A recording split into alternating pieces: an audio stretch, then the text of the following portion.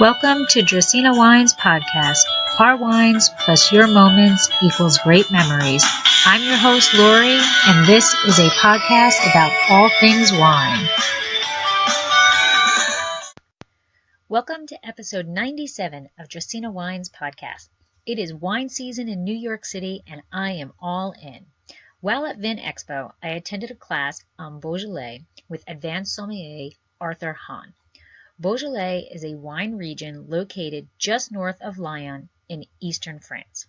The 12 appellations have mostly granite soil and produce exceptional wines from the Gamay grape. In fact, 98% of the wines produced there are red. I was excited to attend this masterclass because I first fell in love with Beaujolais when Debbie Gioquindo and I did our second Winephabet Street episode, B is for Beaujolais. I will have a link to that episode in the show notes. And as always, I'm asking for a favor to scroll or swipe or whatever you need to do to get to that rate and review section and to leave us a review to help others find us. Thank you. Sláinte.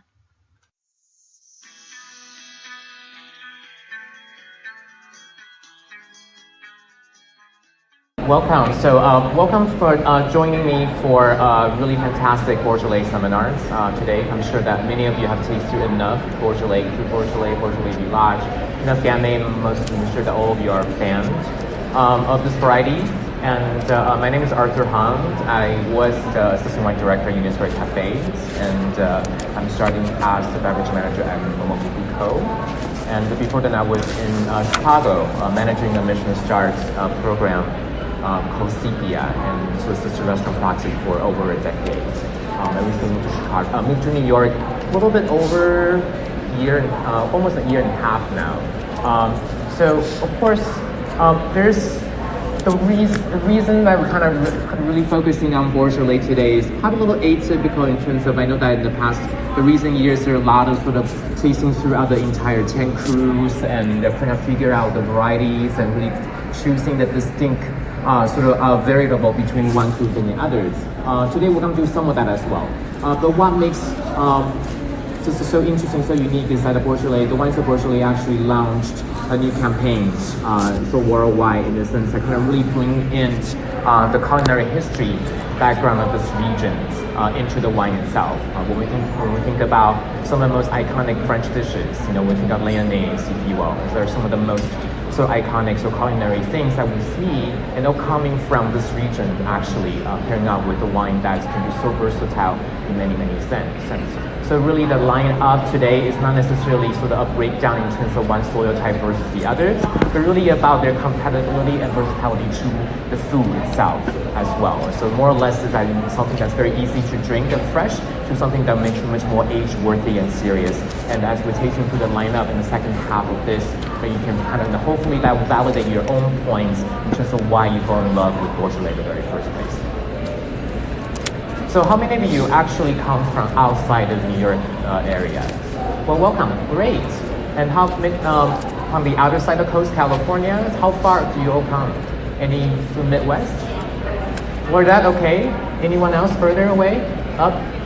Canada, great. So do you guys sell a lot of Beaujolais as well in your regions? I know that New York drinks a lot of Gamay overall. It's definitely one of the U.S. cities that I've seen so far are really heavily supporting these varieties. And there's some curious in terms of outside of sort of the New York, New Jersey, sort of metropolitan areas, do we see the same trend as well? When I was in Chicago, we see a lot of sort of the new ways of the wine buyers and professionals kind of delve into but this region itself, in a sense of where really about sort of the three things as summing up. It's about the great price, it's about the versatility, and it's still so far in the sense it's kind of underrated and underappreciated. And then you can really get a fantastic bottle of wines at a moderate price point that can work with a lot of different foods. And of course in that kind of setting as well. And that's really something that I kind of want to go back, you know it already, but really kind of tasting through the entire lineup and what we talk about in the next 45 minutes really emphasizes points that, it is more or less sort of a wine community secret. I mean, there's the secrets letting out more and more in terms of the mass consumer. But overall, it's really about how can we sort of pass on that message to a much more broader audience today. So one thing that kind of really sort of very simple and statistics to kind of go over about the region, viticulture is still very important in this part of the world, and it has a heavy percentage supporting that as well. And then one thing to kind of interesting to notice that 25% of these sort of wines are sold directly from the grower itself to the consumers, which is kind of another testament to see, even though they're gaining popularity because there's still quite a bit of planting and all of that, and the sort of image is changing from much more of a Beaujolais Nouveau to much more of the classic and driven more serious styles. There's still a lot of small producers, a lot of small producers who are still coming to U.S. market that we still haven't seen or haven't seasoned up yet. And then really quickly, of course, Beaujolais is located, you have really interesting sort of Massif Central next to it, and you have the river of Saône, and you're also very close to Lyon, and really creating both in a sort of a climate-wise and topography-wise, and also sort of economical, sort of distance-wise, that you have this very interesting sort of sandwich, if you will. So you have one side, the foothills of Massif Central on the western end. Then you have sort of the river Saône, the plain that's sort of more to regulating sort of influence. And then you're so close to the second largest sort of metropolitan cities in France itself. And so right here within Beaujolais itself, you have, of course, the crus, the 10 crus from north to south are designated with the darker purple. So the majority, some of the most high quality ones that we're seeing are located in the northern parts. Really quickly, some of the sort of, just to make it more useful for you. So in terms of the cru-wise, it's a sort of total production vineyard planting roughly similar to Russian River Valley in Sonoma, if you want. And the total output for the entire region of 93 million bottles is roughly 2/3 of the output of California state in 2016. So kind of put it into perspective that overall the region is somewhat relatively small, but it has a really sort of larger output in the sense that a lot of these wines for the most part are kind of being really sort of the Beaujolais Nouveau style, really fresh, very easy to drink, and all of that. And then, in terms of the style is changing this region as more and more people focusing on really sort of picking out some of the best and the most expressive styles between all these lands. So kind of talking about the climate influences that we just mentioned. So you really have the oceanic coming from the Atlantic Ocean, coming from the western part, bringing through the air circulation movement. So of course, in this case, you gotta know that the villages closer to the foothills of the Massif Central is going to have more of a higher rainfall, and as it move away, you have a lesser rainfall on the eastern sides. And of course, because of the two mountains ranges really shows through to kind of create a channel. And the river Saône that really bring in the dry Mediterranean wind as well. So it's really kind of very interesting dynamic looking at such a smaller wine region comparison to, of course, the closest neighbor up north of the part of Burgundy, and the south, of course, to south of Rhone, if you will. And of course, you have very sort of cold wind, continental wind coming from the Alps and coming from the sort of the whole of the eastern side of France. And all of these create a very sort of interesting, very extreme temperature variations between summer and winter, of course. Then you have the rainfall, which we'll talk about. So it's roughly between the lowest, it's about 29 inch annually, to range the highest to about 39 annually inch. So moderate, sort of kind of spread out sort of rainfall patterns. So of course, a little heavier during the fall, a little bit heavier during the spring. But overall, it's quite spread out in terms of when the rainfall during these regions. And then what it does is also, because this part of the mountain really serve as a protection from the winds coming from the north and the river itself. So you have this like two extremes on one side, but at the same time you also have this regulating factors protecting the region itself. So what you're going to see is, as we know, Gamay is not a typically sort of high acid variety itself, and that's, or one can argue, that's sort of sort of lesser comparable to Pinot Noir. But because of this protecting factors and because of extreme temperature shifts and all of that, really create this perfect climate for Gamay to really showcasing itself in a most wonderful way that maintaining that fruitier characteristics. You're picking a lot of soil type differences. At the same time, you have that wonderful sort of acidity to really balance everything up. And of course, the two major varieties, Gamay Noir Arthur Hon, of course, that's the full name, official name for Gamay. This variety is a very ancient old cultivars, and some of the earliest mentioning was can trace back to sort of the mid to the end of 14th centuries. And then, of course, at the end of 14th centuries, the Duke of Burgundy basically banned the growing of Gamay because considered it as more of a lesser to the quality of Pinot Noir, and Burgundy is known for fantastic wine, so therefore Gamay should exist. And of course, moving to the much more southern areas. But throughout these studies, Gamay, of course, coming from some of the two, so the marriage of two varieties, and just some of the very similar, and it's just sort of natural mutations of that. And again, something that's very old, has survived for quite some time, old before the phylloxera, if you will. And to kind of really talk about sort of the variety itself, and especially we're in the heart of a part of France where it's so well known for wine and food, and of course sort of the terroir, if you will. So it's actually quite interesting because there's really a lot more major focuses onto the region itself. The Wines of Beaujolais actually starting the review of the sort of vine management, really kind of finding out what are some of the best ways to push the region collectively as a whole for the better, if you will. So this is some steps are kind of taking into consideration to really enforcing what are some of the best viticulture practices, how can they reduce waste in terms of winemaking throughout the different process, and all of that to really maintain the quality, and that's really truly the key. And I think that looking at the transition between the Beaujolais that we enjoy early on, let's say 50s and onwards, when it really becomes much more popular here in the US and globally, and to the Beaujolais that we know now, that has a very sort of dynamic shift in terms of before was something that's truly just young and fresh and easy to drink, but at this point it's like really about how can you find the good quality, and also we start talking about vintage variations as well, which is very, very present in the last couple of years, especially sort of unexpected weather patterns in the past 2 years with the hails. It's very exciting to actually a wine that we'll be tasting today, both the 16s and 17s. And of course, you all have probably read through quite a bit. Our two vintages being talked about quite a bit, especially quality of the 16 and the 15, where it considers because the hail impacted so much of the region itself, but then they were able to pull out some really fantastic wines.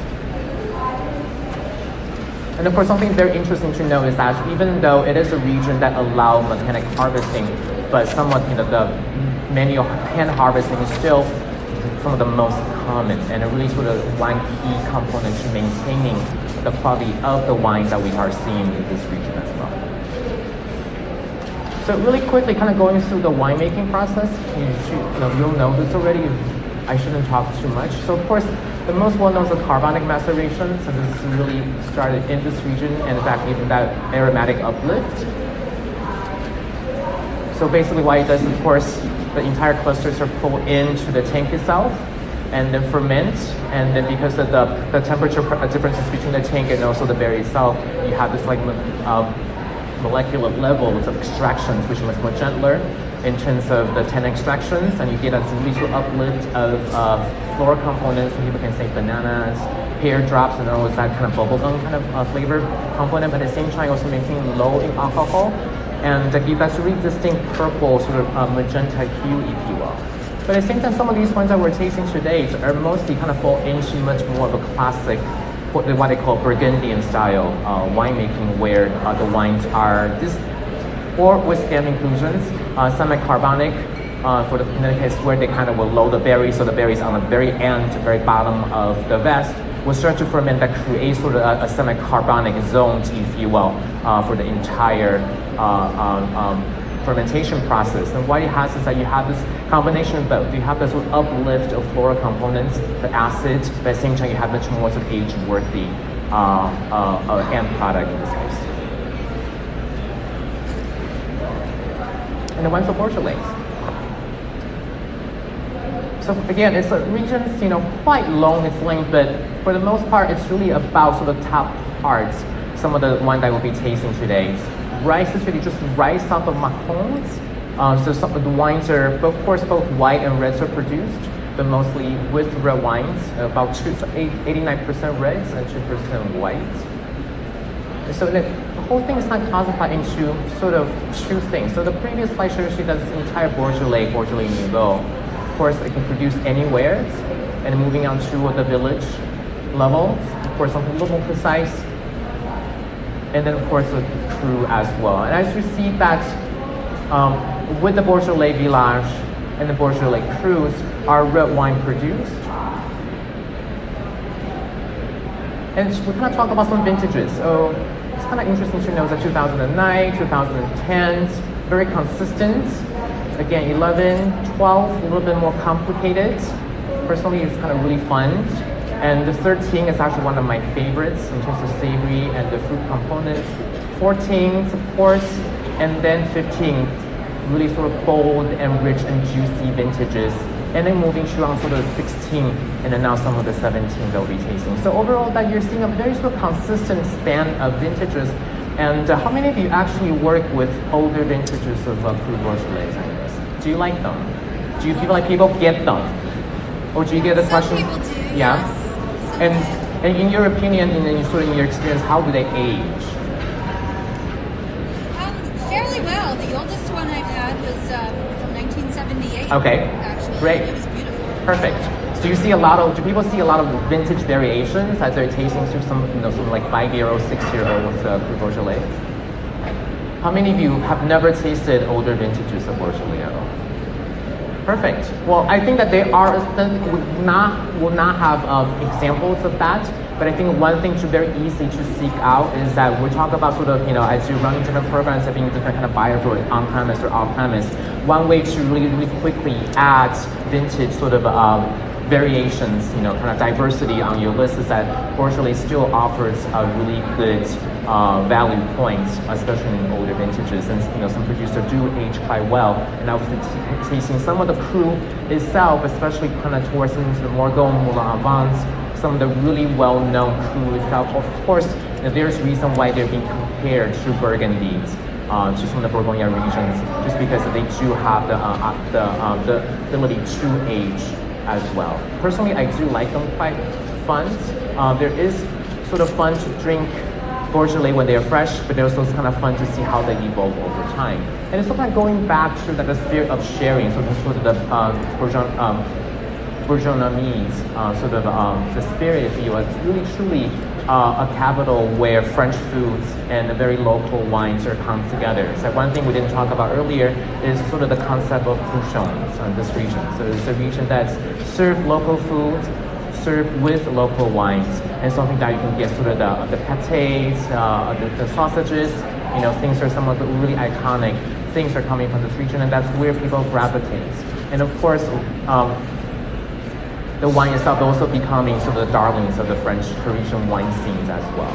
And it's really about the expressiveness and how easy they are drinking, and overall it's it's the diversity and sort of the spectrums of things that can make us fall in love with Beaujolais. So the whole thing that kind of, really quickly, don't really need to delve much too into it, is that as you're tasting through the wine, I kind of want you to think about two things. One is that, are they more of the generosity, more expressive camp of the variety and why you think of Gamay itself? And the other side is that sort of the antithesis is more the serious. Things like, you're drinking really well now, but you like to hold on to maybe for a few years and see how they evolve. And just keep that in mind, sort of the duality of this, the wines I'll be tasting. And maybe there's some kind of can be both. That wine that drink beautiful now has a lot of expressive sort of a generosity to it. But at the same time, you also feel like it can age for quite some time. So the things that we're talking about really is about sharing, it's about creating the atmospheres when we're drinking Beaujolais. How many of you actually drink a bottle of Beaujolais just in the past month? Last week? This week? Great. So it's, do you drink it by yourself? Do you drink it with a group of friends? Do you drink it with both? Do you have any preference? Both? So what makes you want to go drink a Beaujolais? What makes you so attracted to this regional variety?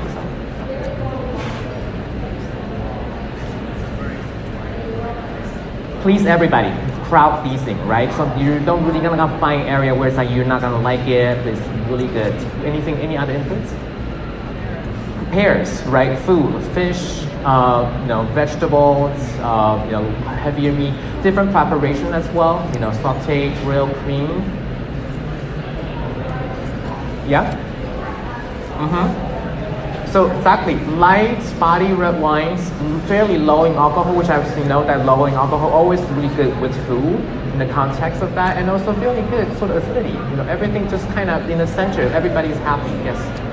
Well, I think they're complex enough for wine professionals, but they're not so complex that someone who does not know a lot about wine Perfect. will still really enjoy Excellent. them as well. It's another very valid point is that sort of it has the complexity that we all really love when we're kind of geeking out when tasting, but at the same time there has a sort of general accessibility that everybody can get into if you just first got into drinking real wine. How many of you actually haven't tasted a lot of Gamay or Beaujolais today?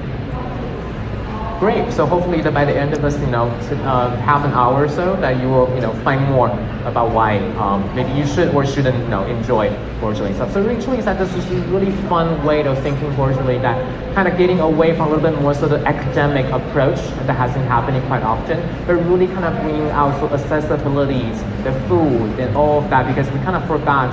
I love coq au vins, in general, when I think that a really classic French bistro, which are less and hard to find nowadays. And a coq au vin, of course, one of the very classic dish that coming out of this regions.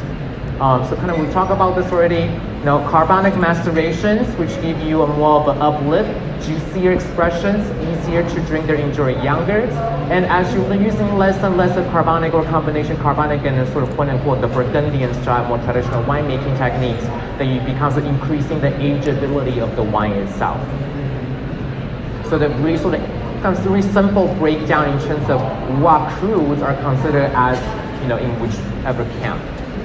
And of course, Bocuse, one of the most highly regarded French chefs, has this restaurant here in Lyon. Looking to be in the know about Dracaena Wines? Want to know when we release our new wines? Find out about all of our accolades and get some behind-the-scenes information? Well, all you need to do is sign up for our newsletter. There is no commitment necessary, and I promise you we won't spam your mailbox with loads of messages. Need another reason to sign up? Quite possibly the best reason? You will immediately get a code for a special discount on all of our wines and be privy to newsletter-only specials. Let Dracaena Wines turn your moments into great memories. Sign up simply by heading to our website, dracaenawines.com, and fill out the pop-up or sidebar. It will take less than a minute of your time, but the rewards will last forever.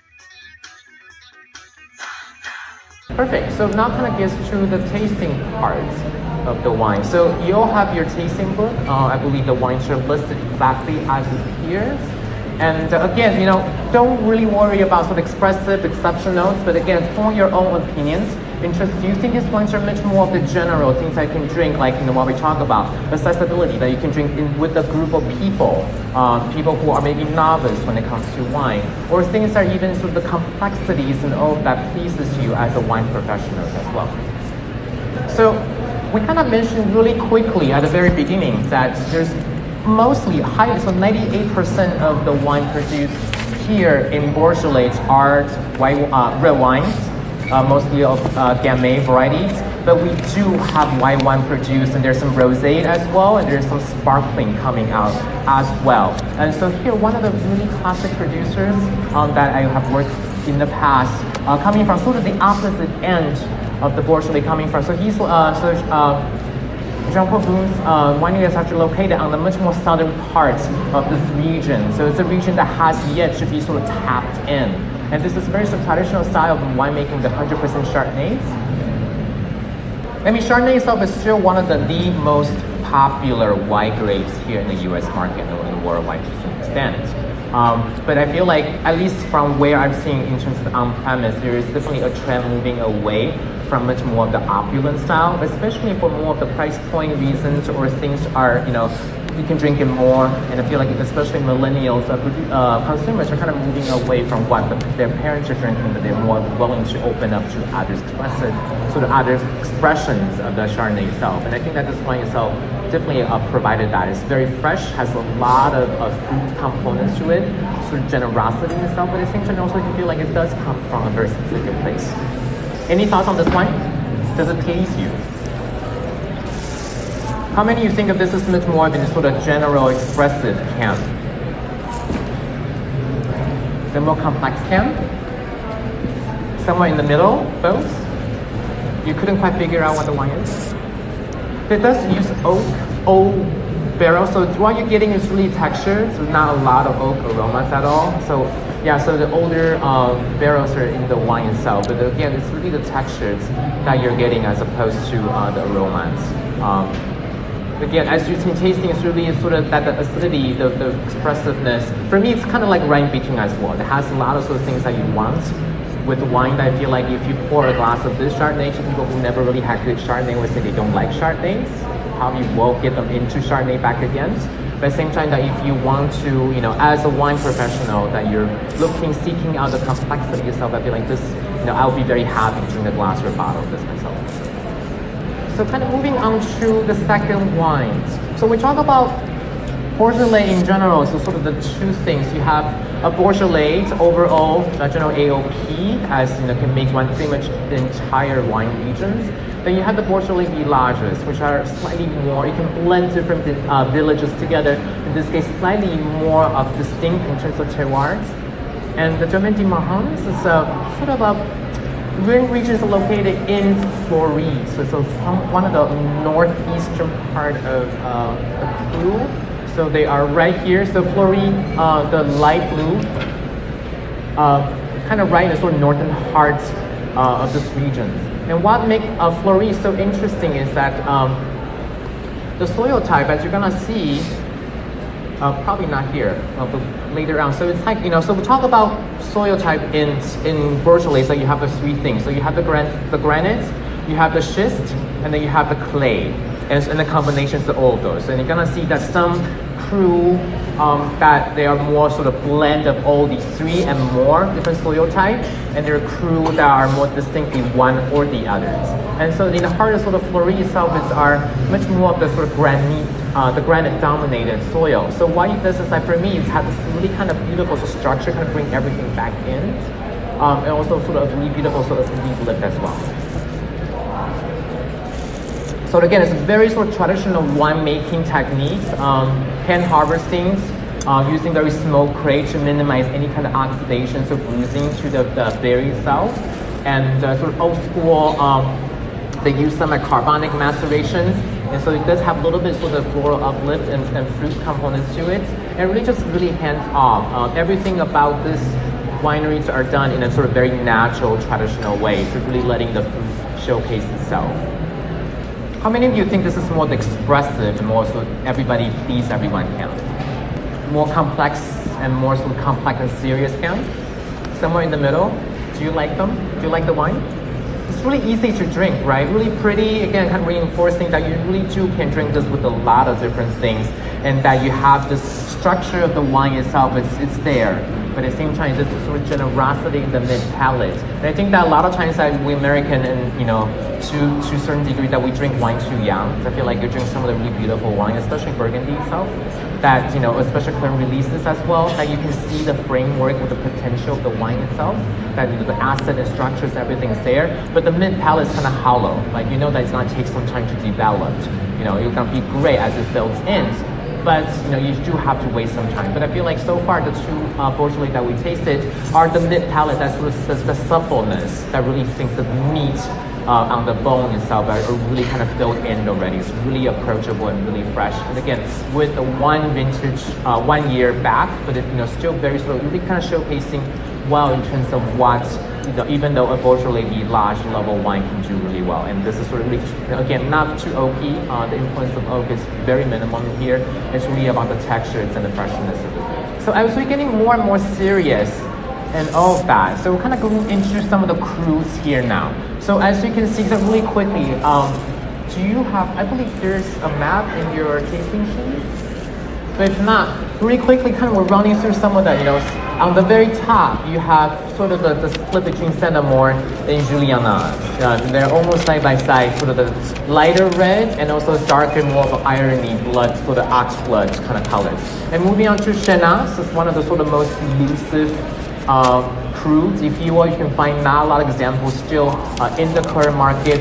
But then right below the sort of darker blue, more teal colors, you have the Moulin Vent. So one of the most iconic crude that you see a lot of, really some of the best known producers that have wines, and some of the pricing are more demanding, choose a really good Burgundies. Moving on to Fleuries, which we kind of tasted in one number 2, the lighter green. It's a really sort of beautiful, sort of very distinct sort of the crude where you have mostly granite soils here, and it's always like, remind me like flowers. Very uppity, very easy to drink, has these bright sort of characteristic to the wine itself.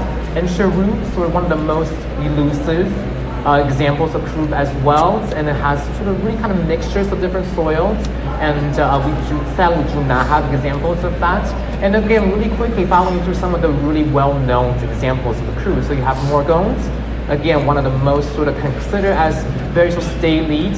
Rennes, again, kind of in between, for me, it's almost like between Fleury, but a little bit bolder. And then you have sort of two sort of twins, well, brothers or sisters. You have the Bruy, sort of lighter orange, and with the Côte de Brie, sort of the peak, the mountains surrounding the peak of the mountains down there, some high elevation, so the darker orange there. So really, this 10 crude comprises some of the most beautiful examples here. So we're looking at the southern part in the regions of Bruy. So one of the largest sort of crude here. And because in the southern part, so remember, the wind blows through here through the Saône rivers. Then you have the foothills that, so breeze slightly away from the Massif Central, the central foothills, and then so a little less protected from sort of the mountain side on the north for the from the northern wind. So what you have generally is a little bit more riper expressions of that. One thing we didn't mention earlier is that because sort of the one point of the kind of farmer, a lot of 25% of growers still selling the wine directly to the consumers. There is a sort of negociant plays a major part in these regions. It doesn't, I feel like in the sense that nowadays that we kind of think of negos, it's like, oh, that's probably not very good. They buy wines and all that. But in this region, the foundations of Beaujolais were built by the negos. In this case, one of the oldest, the negociants, Louis Tête, in this region, is because of them, they really kind of push the Beaujolais Nouveau movement, especially with the Louis Chateau. Duboeuf in the 70s, really kind of has really sort of fantastic marketing schemes, and that really pushed the wine region in terms of, so now you see a lot of Nouveau everywhere, that people want to do this fresh release, or earlier release, while they let the rest of the wine resting and finish fermentations and all of that. So, just what do you think? Is this more of the expressive camp? Is this much more of a serious camp? Is this again more of the middle of the road camp? More expressive? Serious? Okay. And why do you think it's more serious? More than other two, exactly. A little more sort of density, right? A little bit more heavy, a little bit meatier, and kind of again going back to the reason that we talk about Bruy is that one of the southernmost part of the cru does get a little warmer because of the drier winds, and then sort of a little away from the sort of Massif Central, and also less protection coming from the north, and so while you have a little more density to the wine itself, but overall it's really juicy, right? Does anybody think this wine is, do you like this wine the best so far? Come forward. Any favorites so far, the first three? You just love it so much, you like just keep drinking it? All right, so let's continue getting more and more serious in a sense. So here you can really see Bruy, so for the most part you can't really see the detail, but just remember the color. So when you see more of a pinkish and more so coral colors, those are sort of indications of the granite style soils. And when you see more of a bluish color, those are schist soil. And when you see more of the like yellow, kind of yellow greenish, those are the limestone. So what you're seeing is that you have a region that really has the sort of distinct two sides, if you will, because you have the western side closer to the foothills of the Massif Central, so you have very distinct granite and granite-related soils. And as you moved away, because of the river Saone, you have more of a limestone, you have much more of alluvial, you have mixtures of soil on the western side. So Côte de Brie, in a sense, is one of the very sort of complex sort of soil diversity. And one of the guesses that this very general round that doesn't taste like very distinct one or the other, but it's really expressive in the sense of very sort of generous on the palate. The year, the last wines. So Domaine Marrans is for Beaujolais. So, but the winery itself is located in Fleury. So Brie is all, so so that's everything that you see the color part. So the sort of southwest to southeast part. Oh, the wine itself, unfortunately, I don't have that information. It's kind of sourced throughout the producer, because again, it's a Nico's project, so they do source throughout both side combinations. So they have winery on the granite side, and also the winery located on the exactly. So what you get is not neither one expressions of Brie, but much more of the general ideas of the Brie. So I was moving kind of, upgrading, so sort of the different soil types. So kind of quickly, so looking at Rennie, so one of my favorites, Cru, because that is still not quite as popular. The price-wise is still somewhere in the middle. But what you see is that, again, it's really singular in terms of the color. So we'll talk about much more of, the pink and coral color. So it's mostly granite. And so I will let you taste this wine first, and then kind of see if you can, if you feel the sort of how is it different than compared to the previous one, where it gives you a little bit more sort of broader diversity, and this is much more pinpoint. Anything that you notice a little different. The wine making techniques are very similar and very comparable. Again, very traditional way of approaching this variety. Both of them are 16s. Do you think that this is more serious? Or do you think this is still more very general and very expressive? General and expressive, okay. Anyone else on this side? Serious, right? We're kind of getting that dryiness, that sensation, right? A little bit acid, brighter, very sort of pinpoint and distinct. And it really is, really sort of very good expressions of the sort of granite. So really giving you that almost like stony. For me, it's like almost like licking a rock, the hard rocks, if you will. It's a very precise, very pinpoint. But at the same time, there's also fruit and juiciness kind of filled into the mid palate. But again, a little bit more, you kind of want to eat food with this wine, as opposed to the previous wine. You probably can drink it without eating anything. Everyone, do you all like this wine? You like the previous one better? No? You like this wine? The more serious, right? So what makes you like this one more? Complexity, a little bit of the lengthier finish, right? There's much more going on. The previous two are kind of fun, they smell good, they smell aromatic, but the finish is not quite as sort of precise and sort of long and more complexity. For sure.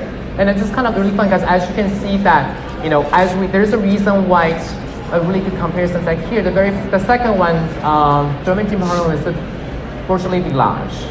And even though it is blended of all the villages together, but in the sense that they are not necessarily has sort of more of singular voice. But as you're moving toward more of the Rennie, and you can see sort of progressions and sort of more complexity and more sort of singularity of these wines sort of comes through, that you can really see a clear and clear pictures of the Gamay variety. And kind of moving on, so one of the most elusive appellation coming from the north. And looking at this aerial map, is like, oh wow, really, again, very diverse soil types. So you have, the pink granite, so really locating on the top, so you kind of everything merges. You have the sort of northwestern side, and you have the Massif Central, so the granite, if you will. Then, really closely to the river Saone, so you have all the alluvial deposits and all of that. And so in this case, you really kind of hodgepodge of everything and anything is possible. Samoa is one of the most complex sort of soil diversity crew in this case. And let's take to see if you can really find that really showcasing in the wine itself. Do you feel like this is closer to the previous wines, or do you feel like this is more closer to the first two reds? Or there's some combinations of both? Much darker, right? More concentrated, right? There's definitely a little bit more concentrated. And one thing's really good to mention is that 2007 was a really sort of wacky vintage, in where the hails were really sort of devastated the region itself. So when that happened, is that the winemaker, as you know, that you have less to work with in terms of raw materials. But what you can do is that you can really pick and choose can really get the best of the best, in a sense, make the wine for that year. So what you're seeing is that the concentrations are being shown through 2017 compared to 2016. At the same time, it has really density itself that really just more structured. So we kind of, yeah, quite tannic, right? But it's not oak tannins at a point. It's just really just, firm, almost like you really do want to eat coq au vin, you really want to eat the pate and sausages, right? And like things, and for exactly, yeah. Next time we'll have some food right in front of you. But you can understand that these are, again, a wine that, yes, you can drink on its own, but at the same time, it does, we're gonna work in to think about all the food that will be coming from this region that really makes sense as well. Would you drink this with seafood? Seafood prepared in cream sauce? Seafood and tomatoes? Great. Yeah, exactly. So again, I feel like with Beaujolais, and one thing that I kind of want to mention is that it's one of the wines that is really fun to play with serving temperature. I feel like, there's, when you're drinking very heavy red wine, let's say Cabernet Sauvignon from Bordeaux or from California, you have to serve it at a slightly warmer temperatures because the tannin shuts down. Everything kind of just closed up when you serve it too cold. But with Beaujolais, you can understand that if we're serving this wine and bringing the temperature down, the sort of effect of tannins will be a little less, and while you have an acid will be a little bit brighter. So you can kind of imagine that if you're serving maybe say like tuna grilled or swordfish with a cream sauce, or any kind of tomato that goes with that, or something that will grilled potential. So even so with heavier seafood, yes, you won't know. It will have a lot of flexibility in terms of that. So kind of going back to the point that some people will brought up, that it really is a wine that you can drink with a lot of different people in the restaurants that were moderate price, and then you can drink with multiple different kind of foods. Is this your favorite wine so far? Yeah? Most like I'm still tasting the wine, right? So very complex. So moving on, so getting more and more so serious. So we're looking at slightly higher up elevations of the Brie, if you will. So the dark orange parts of this region, so much more highly elevated, not highly, but much more elevated. So you get very distinct sort of two sides right here. So you have around the mount of the Brie, if you will, you have more of a schist soil. So kind of the blue and sort of the teal colors. And on the one side, you have much more of the granite soils. No, I don't think there's any cru designations. They don't use, so the basically you see is Brie. It's Brie. In the sense that it's almost like you're seeing the Pouilly Marche, if you will. It's like that itself, it's the village name and appellation name, and it was designated as higher, more delimited area in comparison to Beaujolais or Beaujolais Village. Oh, exactly. Oh, Côte de Brie, exactly. So those are two. The question was that, so Brie and Côte de Brie are actually two different appellations. One is actually being designated by higher elevation, basically the foothill of the mount, if you will, and it compares to the Côte de Brie picture that we're seeing. So the one that in the middle, the white gray part, that's Côte de Brie. So you're seeing sort of the outer span of the region that are encompassing Brie. That makes sense. So the one that's in your glass right now is higher elevation. So right now is actually the part that you're not seeing, so kind of whited out in the middle. And that's this. So remember when we're tasting Brie, so you have some wine that really that comes to roundness, that really generosity, coming from more of the foothill and outliers of that. And this is almost like all those components, but just a little bit more serious. The acid is much brighter, everything is more elevated and more lift, and you feel like this kind of sappy, sort of snappy sort of juiciness that keep kind of pulling you back. That you can definitely drink more of it, and you can drink alone, and you can also drink it with food. How many of you think this is more expressive? Yeah. Perfect. Serious? Both? Right? It drinks really well. Like again, tuna with, tomato sauce, fish with some kind of cream sauce. Again, the acid and all of that really will, kind of brighten things up. And if you, if we serve it slightly chilled as well, it'll be really fun, especially in the summer months as well. So again, don't be one thing that's really encouraging to play with the temperature of this one where you're serving Beaujolais can make a huge impact. Moving into the last two wines, and last two are some of the most sort of iconic and really well respected cru, is some of the things that, when we talk about cru Beaujolais, some of the most well-known cru, and has a lot of the samples are coming from the last two. So the first one is Morgon. So Morgon, of course, looking at the map, the dark purple one, it's located in the center of sort of 10 Crus, if you will. And then when you're looking at this Morgon, very sort of interesting sort of split, right? So you have this, toward the northern western portion, you have a lot more sort of granite, but you have this really sort of tiny, almost like oval shape of the schist, which are some of the well-known sort of the clima, if you will, the regions of vineyard sites called Côte d'Épine, and are in strictly schist soil. So within this sort of schist areas, slightly higher elevated areas, you have several different climat or special vineyard designation, if you will. We're actually tasting one of them today. So the examples that you have, Grand Cru. So Grand Cru is actually looking at the southern west part, right here, region. So you have definitely a very good sun exposure, about mid-hills. And what you have is that really sort of density to the wine itself. It's, you can understand that some people compare Morgon to some of the really good sort of Burgundy producers, the Pinot Noir, if you will, coming from. So Grand Cru is actually one of the climat within the Côte d'Épine region, so it's actually around here. What do you think? Serious? So it's still very drinkable, right? You don't feel like you have to wait for this wine to come around, but it's still that, compared to the previous one, we talked about that sort of the structure, the snappy acidity, and all of that, but it's almost a little bit more darker, a little more meatier, a little more broodier as well.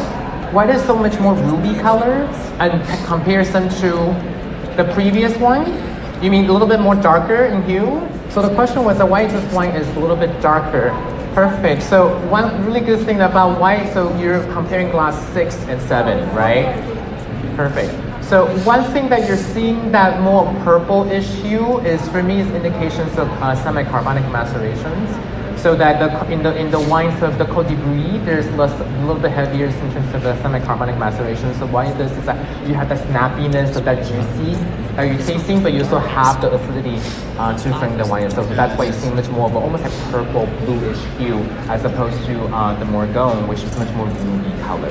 And so moving on to the very last one, the Moulin Avant. So we're looking at somewhere a little bit further north in comparison where we were, Morgon, so in the sort of dark teal color. So again, one of the most sought after crus, and always sort of more, considered as more of the Burgundian style, as opposed to sort of, the Julianas or even the Brun, which is more that juicier quality itself. So portion of the grapes are stems, as opposed to, so there's some stem inclusions. So in this case, that some carbonic maceration, semi-carbonic is used in this wine.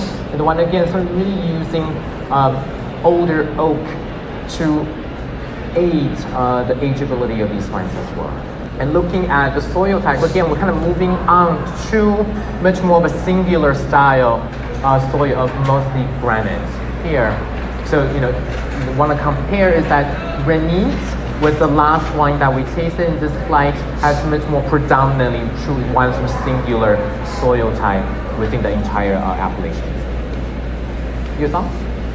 Kind of bringing back, right? So you have that more firmer, more like linear kind of structure, as opposed to the previous one that was a little more broader and denser, more broodier, or in comparison to the Côte d'Épine, where the Brun is a little more rounder, more generous, and more broad, and this is really just very linear, has that structure really framing the wine itself. And you can understand why a lot of people do agree that this wine is, from some producers and from the vintages, when it's good, it's really spot on.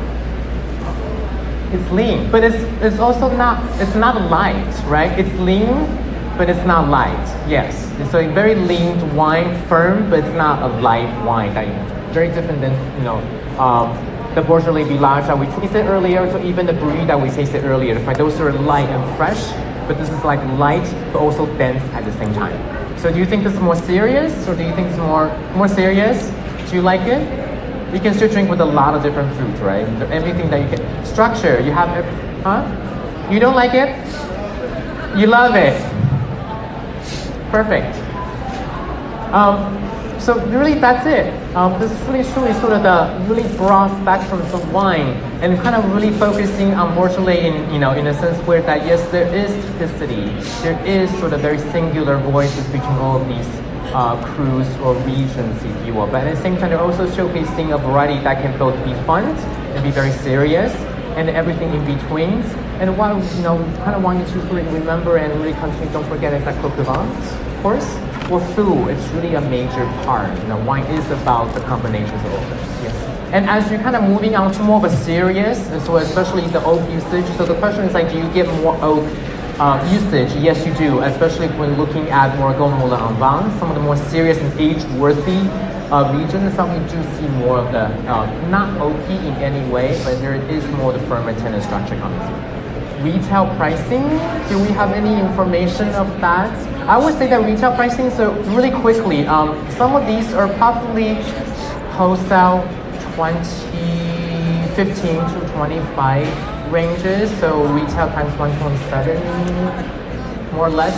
So looking at like, you can range from like 25 to 30, 23, yeah. So exactly looking at very comfortable, some of the really comfortable price point where that if you have novice or serious drinker that you're looking for some food, grab a bottle that that for the most part you're not gonna go around, and if you have a really quick dinner party, you're gonna be fantastic as well. Very good question. The question was that comparing wine A and wine B, does the region trump producers? And so in the case of Beaujolais, what do you think? Does the region trump producers? Do you thought of different crus, or do you thought of more producers, or do you think this is more equal, half and half? More regions, so more the locations, okay, for you? I think for Beaujolais, it's pretty much, yeah, because you either, there are some regions that are, that more easy to drink, right? And there are regions such as Moulin en Vin or Morgon that you actually seek out producers. But when you're seeking out producer, you also know that you're paying a much higher price as well in comparison to a more of a general Beaujolais as well. So as this lady mentioned that, the wines are mostly range from low 20s to like mid 20s to maybe $30. But we're looking at some of the best producers in these regions, they're much higher pricing. Some of them can even be like $60 or $70 wholesale. So there's definitely a price jump, and that's why sort of the vintage variation comes into part, and also ageability comes into part as well. Do they make any sparkling wines? Yes, they do. Not a lot, but there is some sparkling coming out of this region. There's more and more people are experimenting as well. So there are free producers are playing with that. It's not as broad spectrums and just what we see in other wine regions, but more or less Beaujolais specifically, it does absolutely fantastic sparkling coming out. Perfect. Thank you for joining me for the afternoons of Gamay, and drink more. Thanks for listening to Dracaena Wines Podcast. If you have suggestions on what topics you would like us to discuss, please reach out to us on social media. You can find us on Twitter, Instagram, Pinterest, YouTube, Facebook, Snapchat, Google, and Periscope as @Dracaena Wines. I am also on LinkedIn as Lori Hoyt Budd, or email us at dracaenawines.com. If you enjoyed our podcast, please subscribe and leave us a review on your favorite podcast catcher to help others find us more easily. We are found on all of your favorite aggregators. To subscribe easily to iTunes, go to bit.ly/Dracaena Podcast. That's bit.ly/Dracaena Podcast. And that's a capital D for Dracaena and capital P for podcast. Please check out our award-winning wines and find out about our wine club at dracaenawines.com. And remember to always pursue your passion. Sláinte!